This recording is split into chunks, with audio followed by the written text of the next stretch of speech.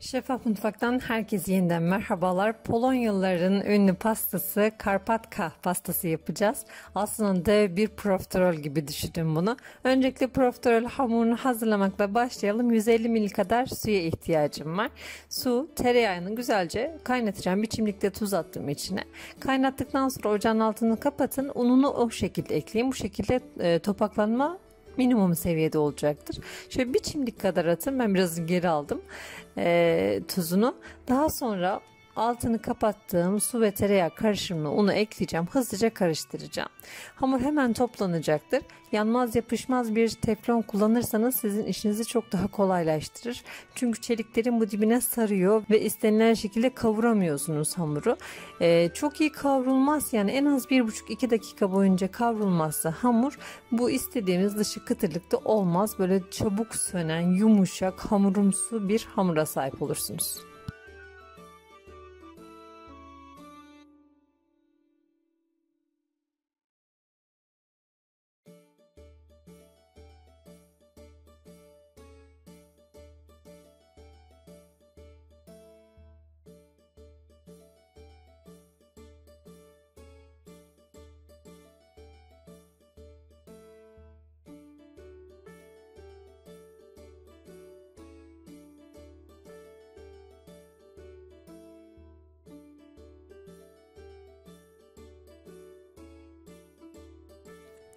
Hamuru hafif soğutmam lazım, yumurtaları tek tek ilave etmeden önce. Şöyle kabın kenarlarına, bir cam kaseye aldım, kabın kenarlarına doğru şöyle yaydırıyorum. İçine birer birer yumurtaları kıracağım. Şimdi burada yumurta adedinden daha çok lütfen videodaki kıvama dikkat edin. Yani en son hangi kıvama kadar yumurta ekliyorum. Çünkü small boy, medium boy, large boy, 3 boy yumurta satılıyor marketlerde ve mutlaka etkileyecektir sonucunu. Siz large boylardan belki 2 tane kıracaksınız ve yetecek. O yüzden yumurtanın adedine değil, profiterollerde videodaki kıvama dikkat ederseniz çok daha garanti bir sonuç elde edersiniz. Yumurtaları muhakkak tek tek yedirin. Bu şekilde hamur içine çok daha iyi alacaktır. Spatula kullandım ama mikserde kullanabilirsiniz. Son olarak ben yumurtayı yetersiz buldum ve kremanın içinden bir yumurta akını çaldım. Yumurta akını içine ilave ediyorum. Yumurtanın sarısını da kremaya ilave edeceğim.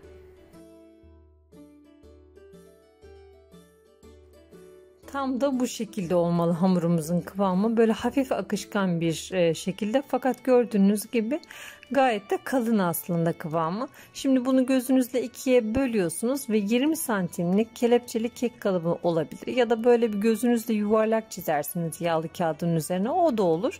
Şöyle yarısını önce pişireceğim, yarısını da daha sonra pişireceğim. Fırına pişirmek üzere gönderiyorum. Çok kısa sürede pişecektir.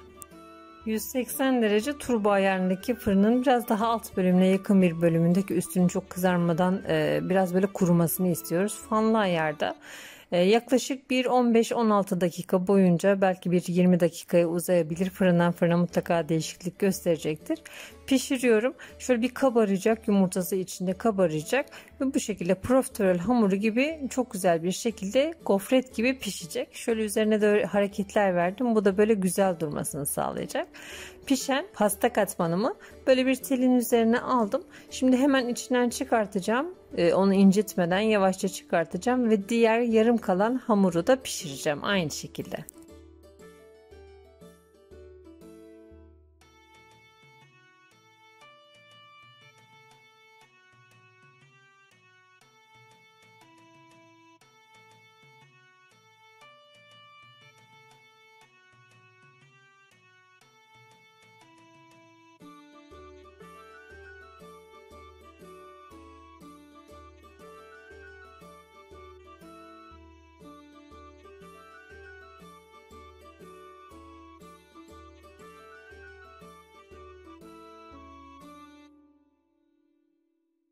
Kremanın özelliği aslında butter krem, yani bu yurt dışında çokça fazla tüketilen butter kreme benziyor olması.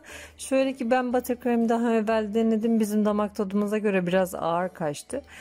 Bu daha yiyilebilir, bu daha hafif bir krema bence.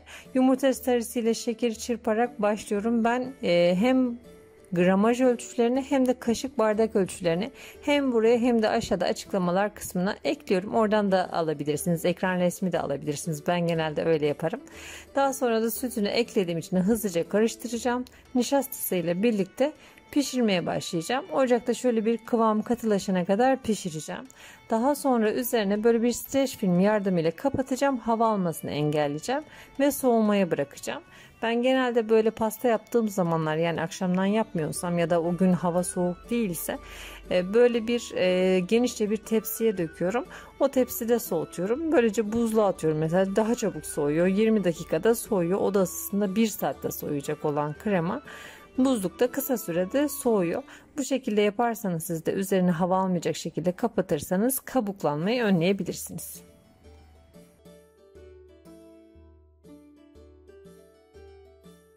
Soğuyan kremamı artık tereyağıyla birleştirmem gerekiyor. Tereyağını önce şöyle güzelce bir havalandıracağım. O yağ kokusundan bir arındıracağım onu.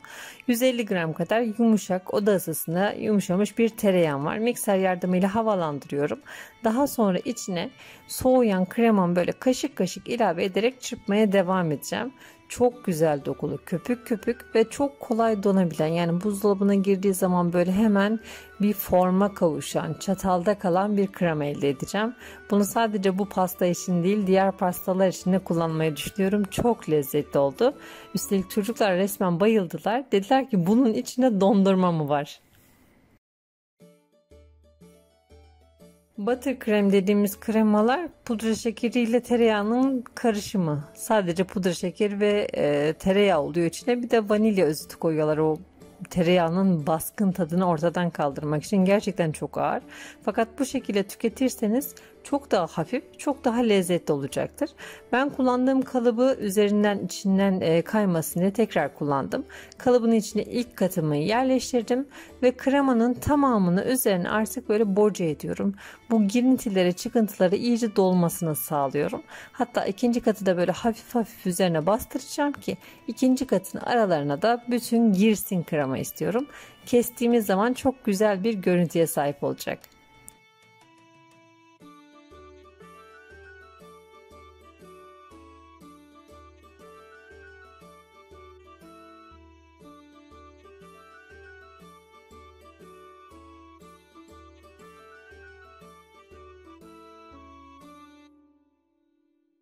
Pastayı tamamladım. Artık üzerini streç filmle kapatıp buzdolabını dinlenmeye alabilirim. En az 2 saat boyunca dinlenmesi yeterli gelecektir. Daha çok dinlenirse daha güzel olur elbette. Kesimi kolay olur. İşte böyle çatala aldığınız zaman bölmesi kolay olur. Mesela bir gece dolapta beklerse çok çok daha güzel olur. Ve servis tabağıma alıp kelepçeli kek kalıbından onu kurtarıyorum. Şöyle üzerine görüntüsüne yakışır bir şekilde pudra şeker serpeceğim. Hemen bıçakla keseceğim. Dürüst olmam gerekirse 1,5-2 saat sonra, hemen pastayı hazırladıktan sonra 1,5 saat sonra falan kestim. Kıvamı da gayet iyiydi. Dondurucuda da bu şekilde saklayabilirsiniz. Hiçbir sorun olmaz. Çözülüp o şekilde de dilimleyebilirsiniz. Üzerine pudra şekeri serpiyorum. Bıçak yardımıyla kesiyorum.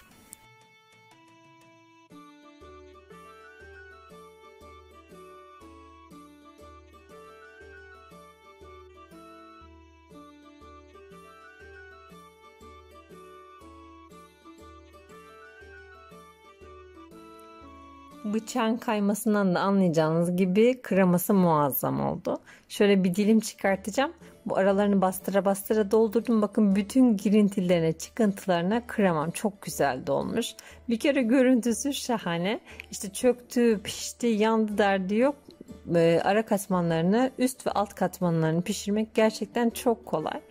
Lezzetli, değişik bir pasta. Değişik lezzetleri açık olanlar için mükemmel bir deneyim olacaktır. İnşallah sizler de bu lezzetli tarifi denersiniz ve beğenirsiniz. Beğenilerinizi bizlerle paylaşırsınız. Bir pasta aşığı olarak kanalımda yüzlerce değişik pasta tariflerini bulabilirsiniz. Bir sürü teknik gösteriyorum, süsleme teknikleri de dahil. İnşallah ziyaret edersiniz ve aradıklarınızı bulursunuz. Bu ve bunun gibi birçok tarif için kanalımı ziyaret etmeyi, videolarımızı beğenip yorum yapmayı ihmal etmeyin. Yeni tariflerde görüşmek üzere. Hoşça kalın, afiyetle kalın.